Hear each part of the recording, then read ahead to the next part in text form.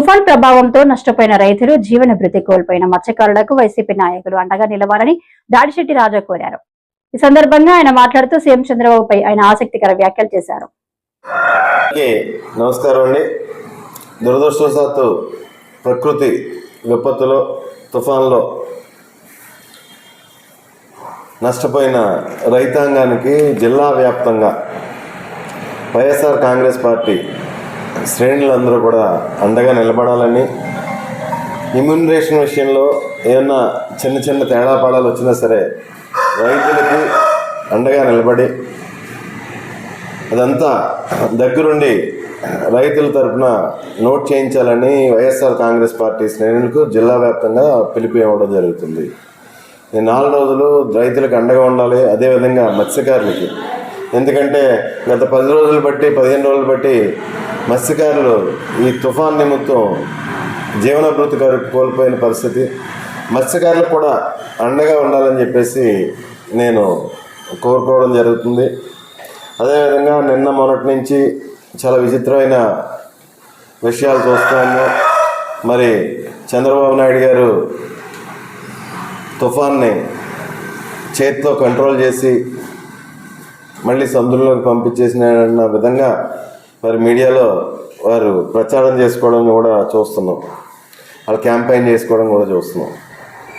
ప్రతి తుఫాన్లోని చంద్రబాబు నాయుడు గారు క్యాంపెయినింగ్ అలాగే ఉంటుంది. హుదూద్ని వెనక్కి తరివేశారని, తిట్లీని ఇంకోటి ఏదో చేశారని, ఇంకో తుఫాన్ ఏదో చేశారని విపరీతమైన ప్రచారం చేస్తారు. కానీ ప్రజలు నష్టపోయేది మటుకి అత్యంత దారుణంగా ఉంటుంది చంద్రబాబు నాయుడు గారి పరిపాలనలో. మరి రాష్ట్ర వ్యాప్తంగా 8 మంది చనిపోయారు ఈ తుఫాన్ బారిన పడి. అంటే 8 మంది అంటే చాలా పెద్ద ప్రాణ నష్టం. ఒక్క ప్రాణం కూడా పోకుండా ఉండి మీరు గొప్పలు చెప్పుకుంటే బాగుంటుంది. కానీ ప్రజలు మామూలుగానే నష్టపోతున్నారు. కానీ మీ ప్రచారం మటుకు చేతితో ఆపేశాను, తరిమి కొట్టాడు, లేదంటే తెల్లవారులు పడుకోలేదు, 2 రోజుల పాటు నిద్ర లేదని చెప్పి ప్రచారాలు చేసుకుంటున్నారు తప్పించి చేతల మటుకి శూన్యం. నిన్నే చూస్తున్నాం. మరి నిన్న కోనసీమ బిఆర్ అంబేద్కర్ కోనసీమ జిల్లాకు రావడం జరిగింది. హెలికాప్టర్లో నష్టాన్ని అంతా పరిశీలించి ఏదో దిగి ఒక తోటలో రైతుల దగ్గరికి వెళ్ళి పరామర్శ చేసి మళ్ళీ వెళ్ళిపోవడం జరిగింది. సరే, ఇంకా హెలికాప్టర్లో నష్టాన్ని అంతా పరిశీలించారు రాష్ట్ర ముఖ్యమంత్రి గారు. రైతులను కూడా పరామర్శించారు. మరి వెళ్ళి ఏమైనా రైతులను ఆదుకోవడానికి ఆయన ఏమైనా చేస్తారేమో అని చెప్పేసి మేము చూస్తుంటే పాపం ఇలా కొత్తగా 200 కోట్ల రూపాయలకి ఒక జీవో రిలీజ్ చేయడం జరిగింది. మేము అనుకున్నాం రైతులను ఆదుకోవడానికి అయినా ఇమీడియట్గా, లేకపోతే మత్స్యకారులను ఆదుకోవడానికి ఇమీడియట్గా 200 కోట్ల రూపాయల నిమిత్తం జీవో ఇచ్చారేమో అనుకుంటే డిజిటల్ క్యాంపెయినింగ్కి అంటే ప్రచారానికి 200 కోట్ల రూపాయలు విడుదల చేస్తూ చంద్రబాబు నాయుడు గారు జీవో ఇవ్వడం జరిగింది. మరి ఈ రాష్ట్ర ప్రజలు బాగా జాగ్రత్తగా గమనించాలి.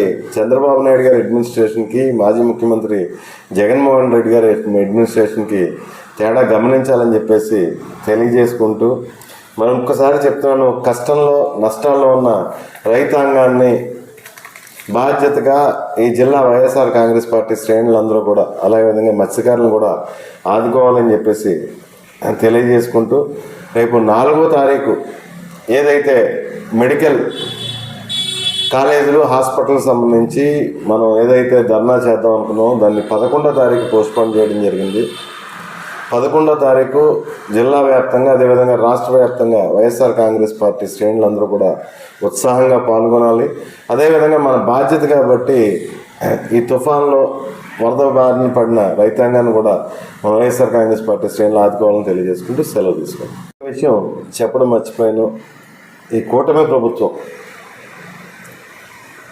వర్షాలు మొదలైన తర్వాత ఏదో డ్రైన్లు క్లియర్ చేస్తున్నాం, ముంపు బారిన పడకుండా డ్రైన్లు క్లియర్ చేస్తున్నాం, ఇచ్చేస్తున్నాం అని చెప్పేసి ప్రచారాలు చేసుకోవడం జరుగుతుంది. ఇక్కడే కాదు, రాష్ట్ర వ్యాప్తంగా అదే విధమైన ప్రచారాలు చేసుకోవడం జరుగుతుంది. డ్రైన్లు క్లియర్ చేసుకోవడం ఒక బాధ్యత, ఒక ప్రభుత్వం బాధ్యతగా క్లీన్ చేయాలి అంటే, క్లియర్ చేయాలి అంటే అది మార్చిలో చేయాలి లేదా ఏప్రిల్లో చేయాలి. వర్షాకాలం రాకముందు చేయవలసిన పని అది.